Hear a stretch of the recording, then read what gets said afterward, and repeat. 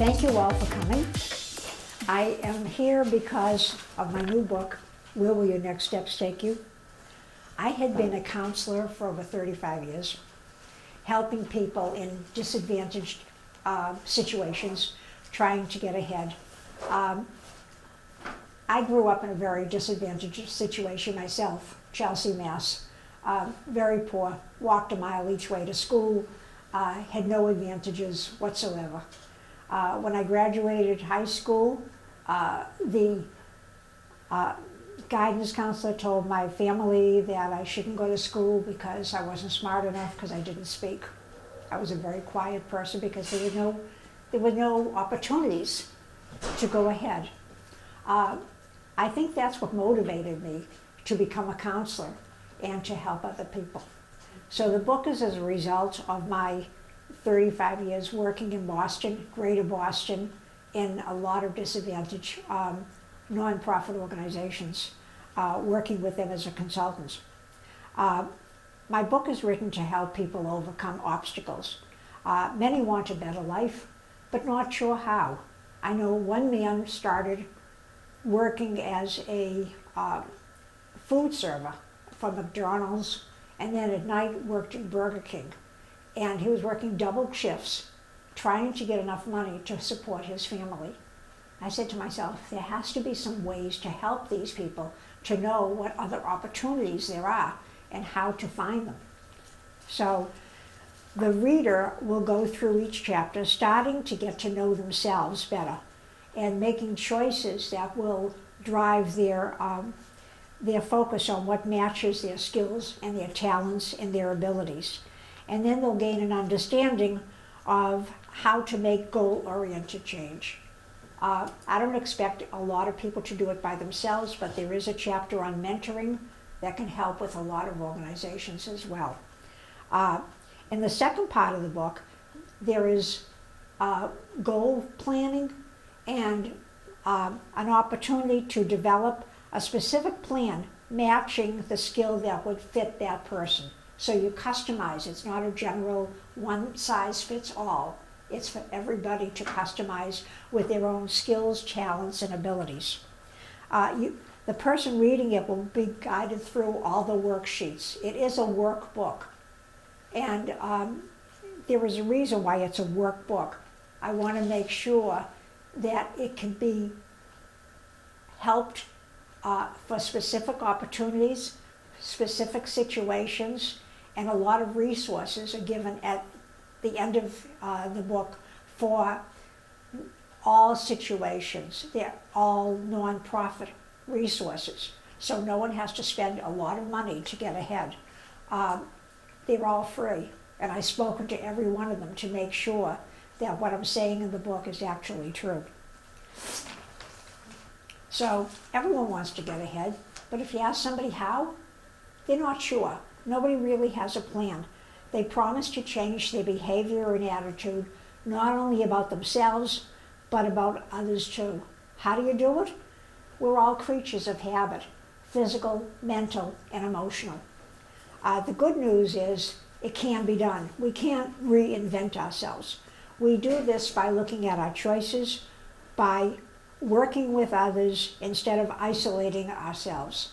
Many people come out of outpatient recovery centers, and after they finish their therapy, go back to being in the basement of their parents' house or working in a halfway house and not knowing a way out. This book is a way out for those people as well. We have a responsibility to ask ourselves, am I worth it? And the answer is definitely yes. Everybody has something to offer. You are worth it. We're all faced with challenges, situations, difficult choices happen as we go by. Healthy self-esteem is a realistic and appreciative opinion of yourself. We all have self-limiting doubts and say, I was right. See, they didn't hire me. I wasn't going to get ahead. I can't do that. You put yourself on trial, and what happens is you're going through a life of self-limiting criticism. But there are things you can do. The first step is awareness. You can't change something unless you know it's there. And people sometimes don't want to face what is or isn't there. So by being aware of our negative self-talk, we can separate ourselves from their self-limiting beliefs. That's what they are, thoughts, not facts. As soon as you realize what your feelings are, you begin to change. What do they worry about? A lot of people are worried about failure and rejection. That's the tough one. Those fears hold them back. I'm not going to apply for this job because I'm not going to get it anyway. So why put myself through that misery? That's the self-talk that stops them from getting ahead. It's really a response to anticipated unpleasantness, like making mistakes, like past decisions that didn't work out, unfamiliar experiences that are fearful for somebody. Fears exist because of potential bad results. Potential is the key word. The brain learns by making new connections. It won't learn if you stop trying. Apprehension can stop you cold. So what do? You recognize what it is that holds you back. Give those fears less power.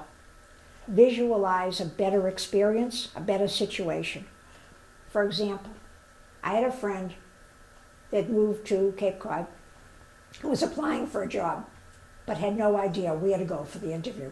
She had the address, but didn't know where it was. She almost didn't go. She almost canceled it. She called me up and said, would I please go with her? We figured out a route. We went. She got there with less anxiety, and it worked out fine. So I said to her, let's go for coffee and get a reward. I mean, you did something good. You actually followed through. These are learning experiences. What can you learn from these things? Analysis isn't enough. Making conscious choices keeps us better prepared to turn our stress into opportunities. So we practice acceptance, and we also have to learn to stop comparing. Comparing only leads to anxiety. You don't want to compare yourself to anybody else. Everyone has unique talents, skills, and abilities. Most people freeze up when they make a decision because they think of all the things that could go wrong. They become catastrophic about the future. Uncertainty must be avoided at all costs, they say. But we learn by making mistakes, and we learn how to fix them. We look ahead to become the person you deserve to be. When you look at your fears, you see the seeds of courage grow, and focus on the positive. Here is an example. There are a lot of grandparents in the Cape or anywhere else taking care of their children. They want to help their children get ahead. So if a child is taking, say, a math test, and the parent or the grandparent says to the student, oh, you did well, you're so smart. They're trying to do the right thing by giving them a compliment. But another way of saying it is, your hard work, your studying paid off. You see the difference? You're so smart means you're either smart or you're not smart. That's not the case. Hard work, perseverance, learning makes a huge difference on getting ahead. That's the better message. It's not luck, it's hard work.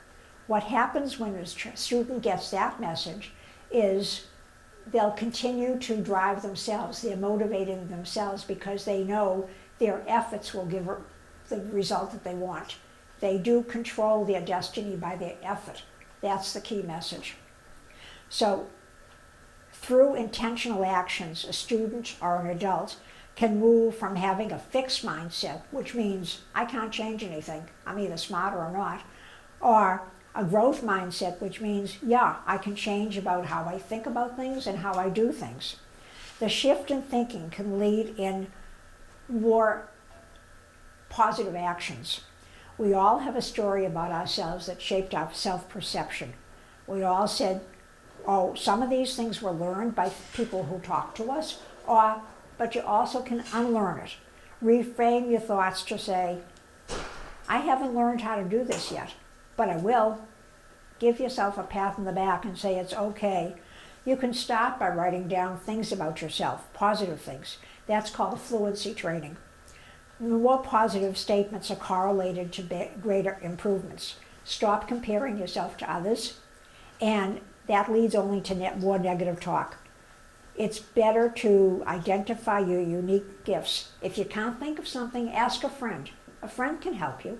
Oh, you're really good at this. Or you're very personable. Something.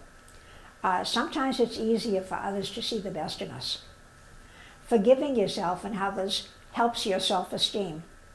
And remember, you're not your circumstances. We all have things happen to us in life. Recognize your inner worth. Loving your imperfect selves gives you a strong foundation for growth. Why? Because failure does not define your worth. That's really important to know. So, there is a way of getting ahead. Some of these are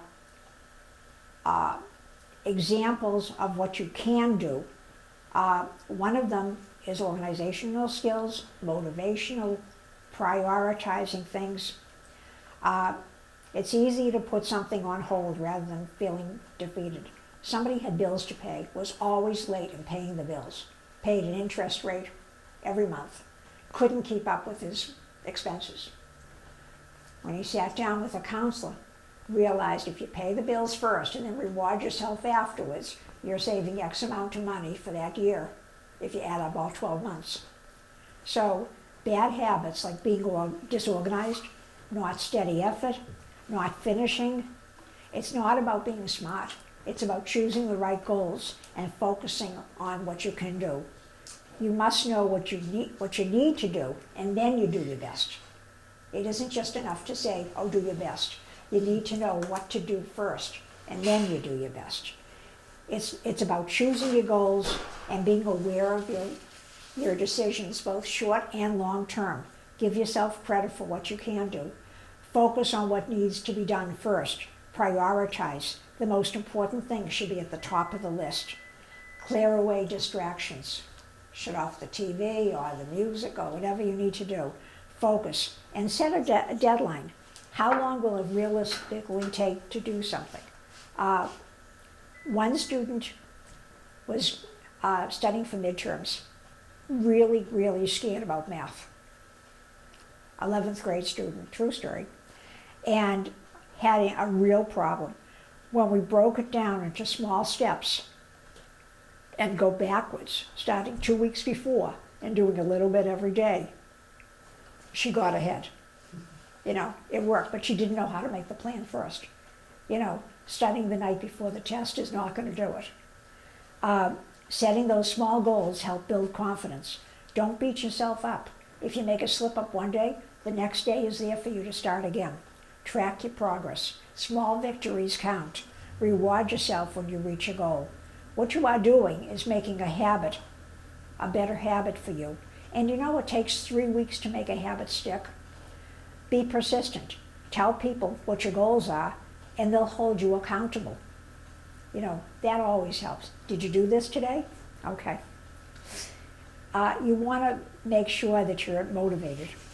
How do you motivate yourself? By your choices and what you think needs to be first. What you're doing, it sounds silly, but you're creating neural pathways in your brain.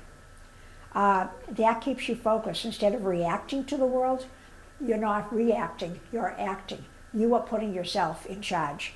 The questions you ask yourself are not ridiculous.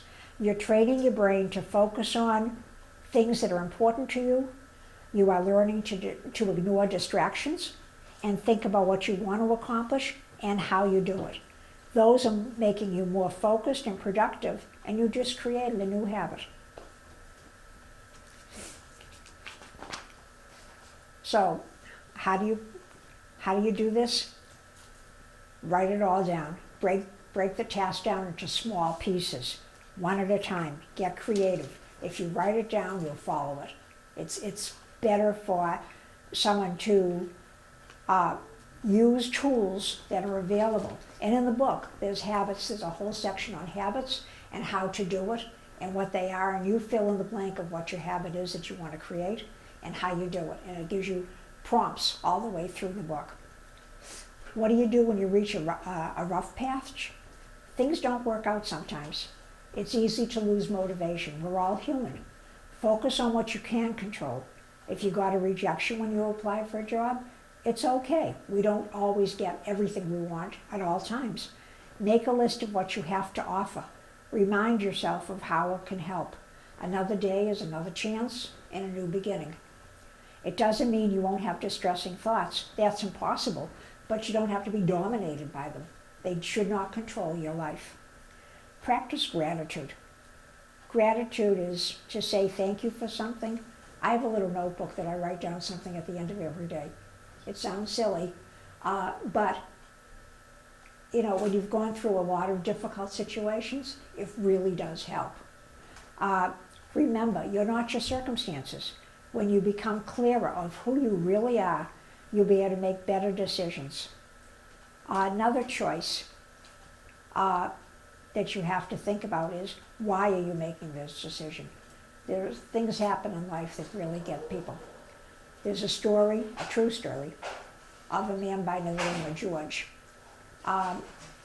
They lived outside of Massachusetts, and the family was struggling a little bit, but at 15 something really terrible happened and the boy's father passed away.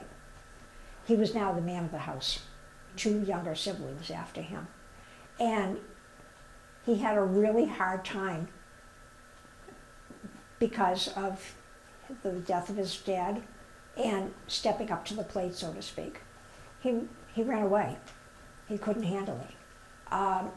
He got into a really bad crowd, and over a couple of years ended up being arrested, being in jail for a while, and finally got out of jail and moved away. He went down to Tennessee, and he learned how to play the guitar, and he supported himself by gigs, I guess you call it. And he got into a better group of people that would actually help him. And he said, you can't change what happened to me. You can change how you react to what happened. And that's what he did. And now he's a role model for other kids. So you never know. He also thought that those challenges with facts will help him. He got someone to help him to see what he needed to do, and that worked for him. So even if you're not a counselor, you can still help a lot of people. The other thing that he needs to learn is optimism. Optimism is something that it's not something you're born with, it's something you learn. And you say, what do you mean optimism? I've gone through a lot of difficult times in my life, and a lot of other people have too. But we're not a product of our circumstances. When you become clearer that we're not a product of our circumstances and we can make better decisions, then we will make better decisions. That optimism helps people in all parts of their lives: school, job, work, sports, and so forth. There are 3 parts of optimism that can help people. One is aptitude, what talents you have. The second is motivation. How much do you really want to reach your goals? How do you motivate yourself? And the third is a belief in yourself. It's not an inborn trait. It's something you have to develop over time. Emotions don't come directly from a situation. They come from your belief about the situation. That's an important point. Some negative beliefs may be accurate, but more often they're based on your feelings about yourself. Once you challenge those beliefs with facts, your optimism grows stronger. The good news is that pessimists can learn from the skills of optimism and become more optimistic. But there are exceptions. If you're going to do risky behavior, don't do optimism. It's not going to work. If you choose a future that's risky, that you wouldn't be able to reach whatever you want to do in life, don't choose optimism. Optimism is not the same as being unrealistic. It's realizing the facts. It's remembering the positive experiences in life, and those good memories will counter the negative ones and give you the strength to carry on. If you visualize yourself to be successful, it can help you to become that reality. You have to envision something to actually achieve it. Look at the opportunities for self-discovery. People have grown in some ways as a result of their struggles. Keep that in mind. Develop a confidence in your ability to solve problems. Ask for help when needed. Be strong enough to ask somebody, and trust your instincts. When you're in the midst of deciding, ask yourself, why do I feel this way? What was my situation? How can I learn from it? What information do I need to get better? And well, those questions will help you make better decisions. Part of optimism is learning how to be resilient. Resilience, my definition, is bouncing back. Oh, I've had a setup, someone applied for 6 jobs and didn't get any of the 6 jobs. I'm not going to apply anymore. Give up. The resilient person will say, maybe I have to reformat my resume, maybe I have to look at a different direction. They would look at different choices and say what they need to do to improve the result that they were getting. It's never too late. Resilience offers health benefits too. It's lower depression and more satisfaction. Your heart rate responds better for it. One of the ways you can do that is deep breathing. Mindfulness, I'm sure everybody heard of that. That practice calms you. So does yoga and Tai Chi. It helps to get you resilient when you calm down. You can't be resilient if you're all shaky and nervous. Reframe your situation. Look at the upside of the negative. What can you learn from it? Learn on your support system. It can be friends, family, mentors. They're all stress busters. Positive thinking helps. Instead of thinking of what's wrong, practice gratitude. Be happy for what you do have. And be optimistic. If you have an upcoming situation like a job interview, write down your positive qualities that you're going to bring to the interview. Why are you a good match for that company? Laugh. It is contagious. Link learning with your actions, and by making conscious choices, we're able to change the stress into an opportunity. Because you're stronger, you'll be okay. You won't fall apart if there's another setback. Setbacks happen to everybody. We can't escape it. The difference is those who learn to be resilient, to say, plan A didn't work out. How can I turn this around? What's a better course of action for me? It's research time.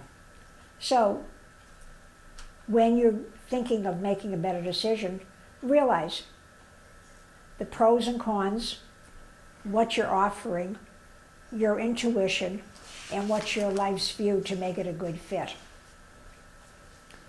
To give yourself a better chance, you have to know why the company should hire you, why you're a good match.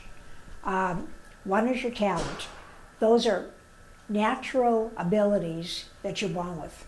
You either have it, I couldn't be a pianist in the worst way, but if a person is born with a musical talent, as an example, their strength is created when practice makes those talents stronger.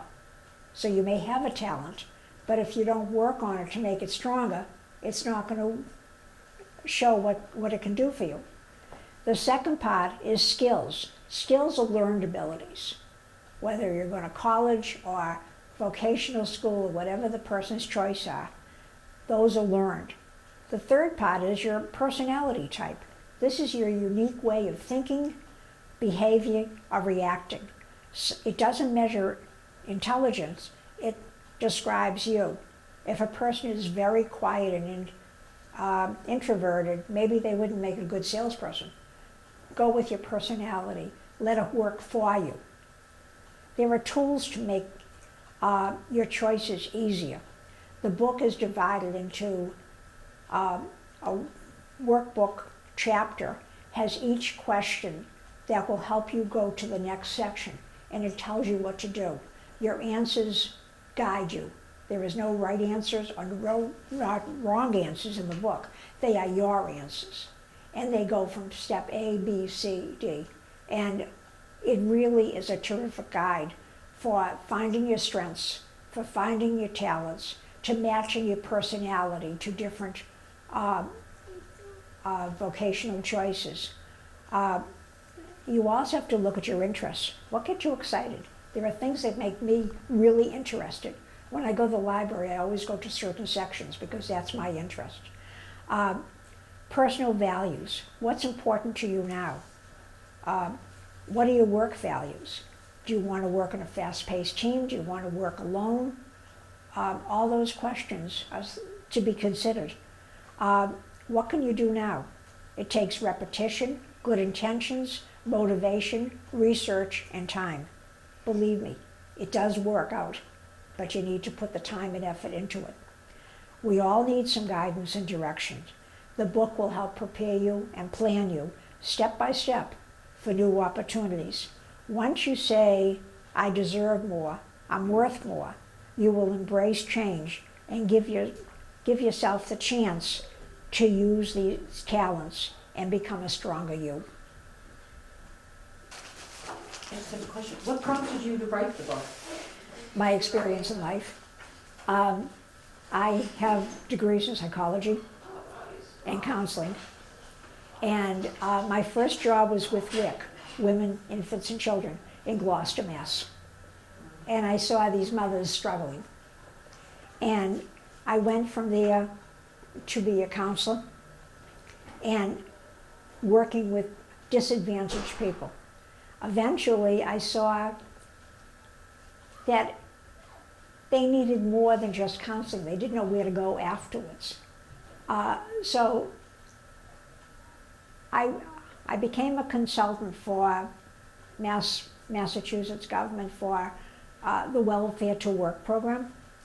And they had programs that would give people training for a hotel chain that I won't mention. And the people that were on welfare worked in that program just enough time to go through how many weeks it required. And then they went off back to collecting welfare money. And the reason being is because they didn't see any future. They didn't get any training. They didn't get any information to say, you have something to offer. They didn't know what they were offering. You know, they didn't know what their own abilities were, what their own skills were.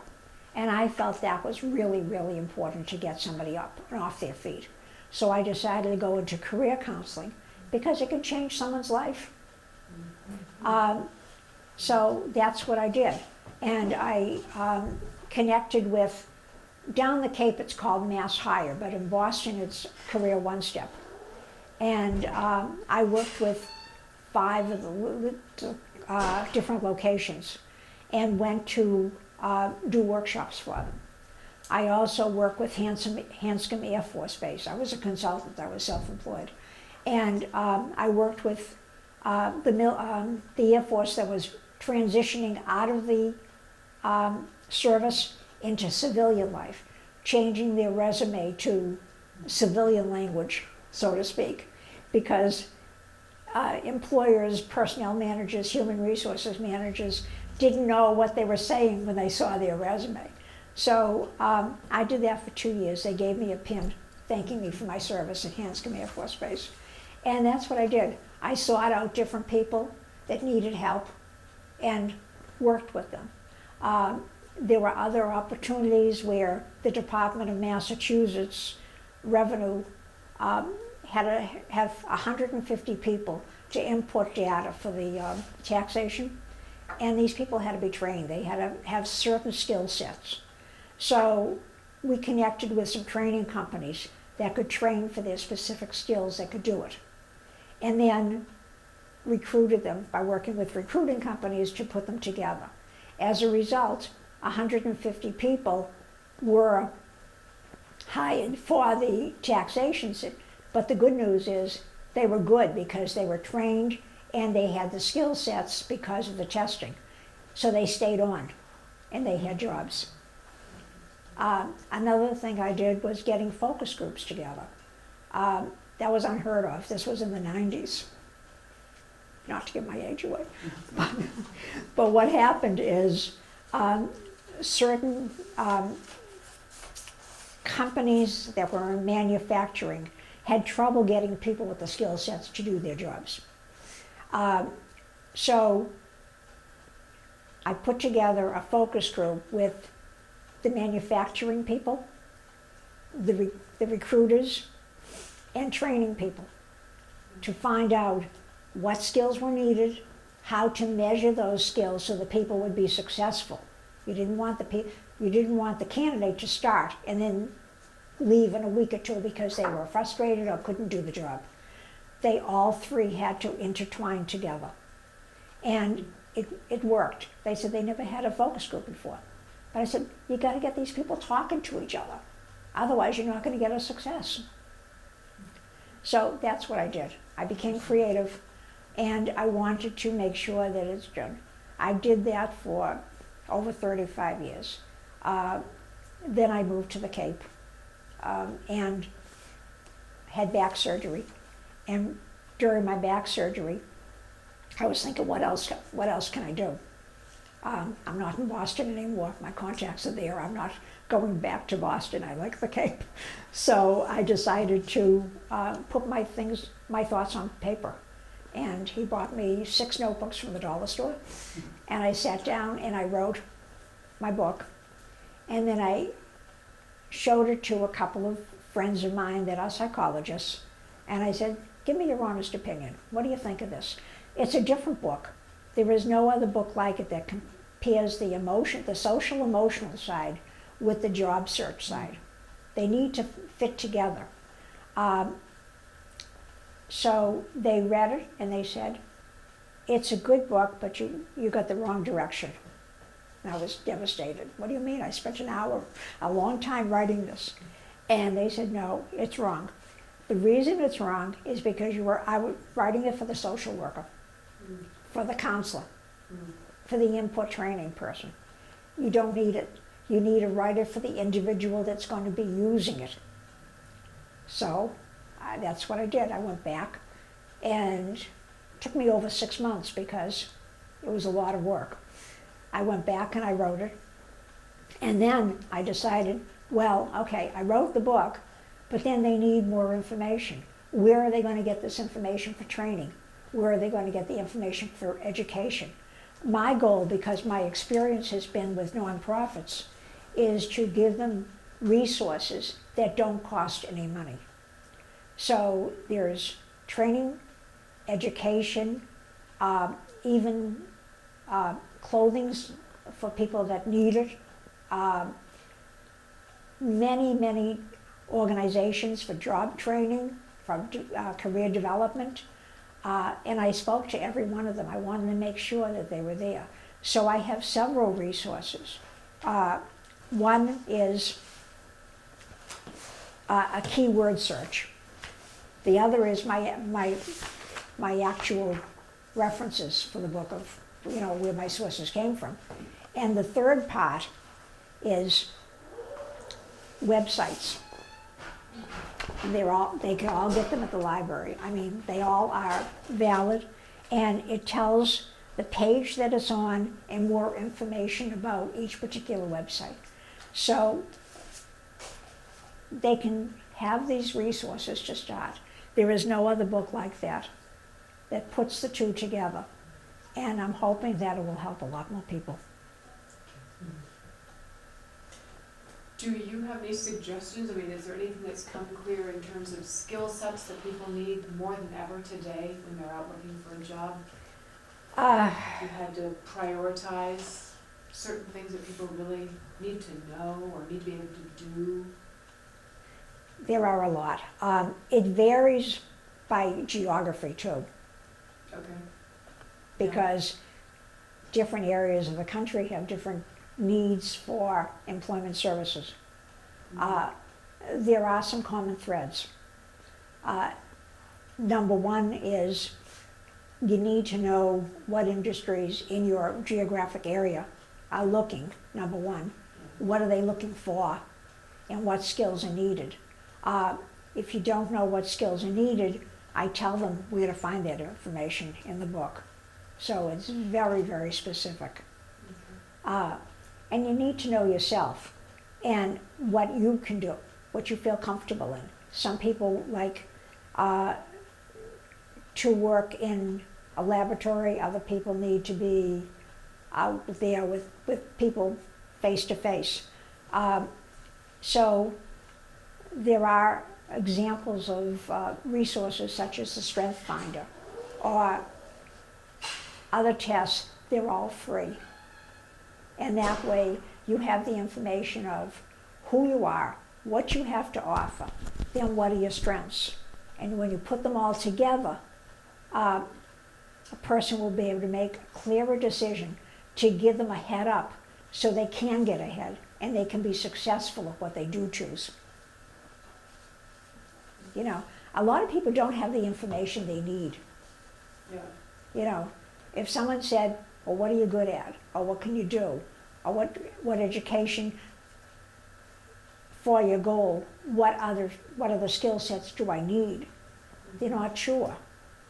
So I'm giving them the information of this is what you need. Was, you know, electromechanical or literacy skills, whatever it is. At least they know where to start and where to be specific so they can be successful at what they choose. I don't want people to choose something and then say, it didn't work out. Well, you need the information to make sure it's going to work out.